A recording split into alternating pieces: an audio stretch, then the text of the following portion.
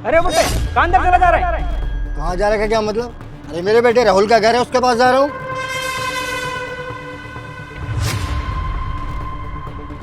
राहुल के पापा यहाँ पर क्या कर रहे हैं?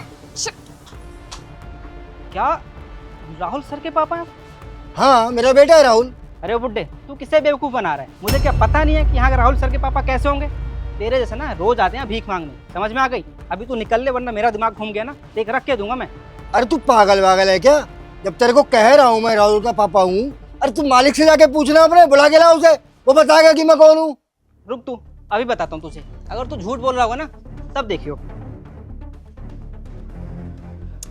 अरे यार ये गार्ड का फोन।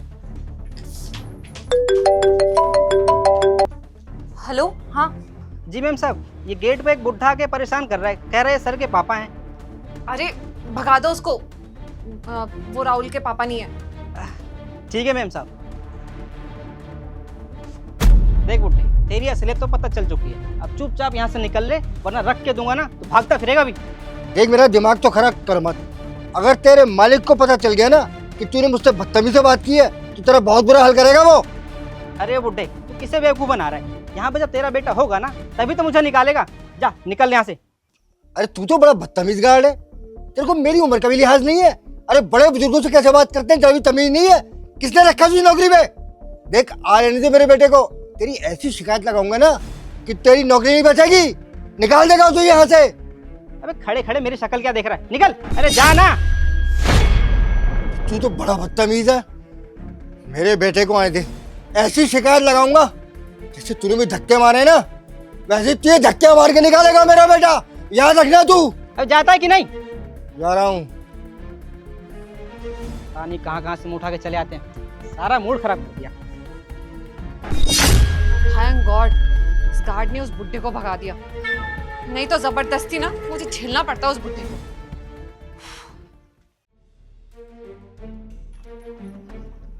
कहाँ गया वो बुड्ढा? अरे मैडम वो इधर ही कहीं चला गया।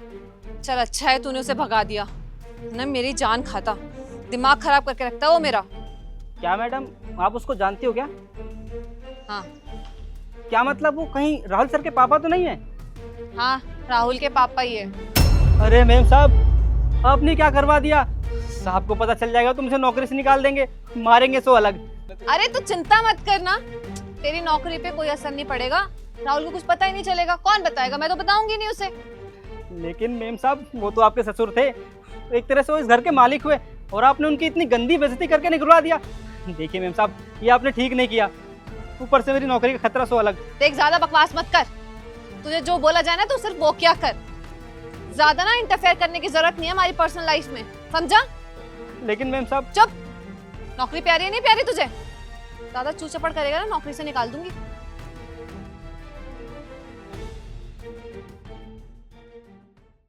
देखा बेटा, कहा था ना मैं तुझसे, बहू मुझे नहीं चाहती कि मैं इस घर में रहूं। देख लिया कैसा बर्ताव किया उसने मेरे साथ। हाँ पापा सब कुछ देख लिया मैंने, और आपने बिल्कुल सही कहा था। इस गार्ड को तो मैं छोड़ूंगा नहीं। और इस गार्ड की भी क्या गलती है पापा? गलती तो मेरी बीवी की है।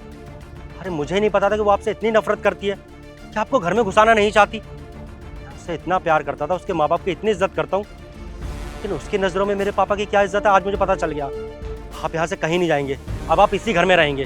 देख बेटा, जब बहू मुझे पसंद ही नहीं करती, वो नहीं चाहती कि मैं इस घर में रहूं, तो क्या फायदा है इस घर में रहने का मेरा। देख बेटा, मैं गांव चला जाता हूँ वापस, वहीं रह लूंगा, काट लूंगा जिंदगी अपनी। पापा ये घर उससे पहले आपका है और इस घर पे सबसे पहला हक आपका बनता है, तो इस घर में आप ही रहेंगे।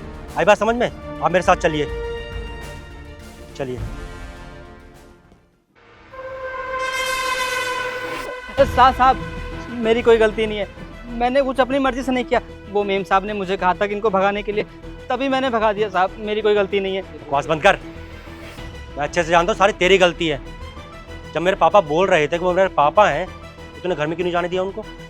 हाँ तुझे क्या लगा उन्होंने सिंपल साधारण से कपड़े पहने हैं तो मेरे पापा नहीं हो सकते? तुझे पता है ना मेरे पापा गाँव में रहते हैं, उनको सिंपल सादा रहना ही पसंद है, तो तूने क्यों नहीं जाने दिया उनको घर में? वो साहब आपका स्टैंडर्ड इनको देखकर मैं गलत फहमी में आ गया था, इसीलिए मुझे यकीन नहीं हुआ कि आपके पापा हैं, इसीलिए मुझसे गलती हो गई साहब, मुझे माफ़ कर दीजिए। गलतफहमी हो गई थी? फ़ोन है ना तेरे पास, नंबर भी है मेरा। जब तूने अपनी मालकिन को फ़ोन करके पूछा कि कोई बाहर आया है गेट पर, तो तू मुझे भी फ़ोन करके पूछ सकता था ना कि साहब कोई गेट पर आए हैं, आप उन्हें जानते हैं कि नहीं जानते, तो मैं तुझे बताता कि ये कौन है। तूने जो गलती की है ना, वो माफ़ी के लायक नहीं है। अब मान ले आज मेरे पापा गाँव से आए हैं, तो तूने उनके कपड़े देखकर उनको उल्टा सीधा सुना दिया। कल को और कोई गाँव से आ गया, फिर तो उनके साथ भी यही बदतमीजी करेगा। तो तुझे तो ये मौका मैं देने वाला नहीं हूँ।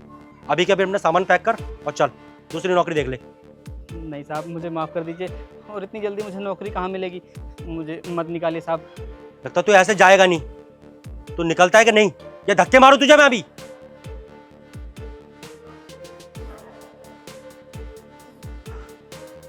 चलिए पापा।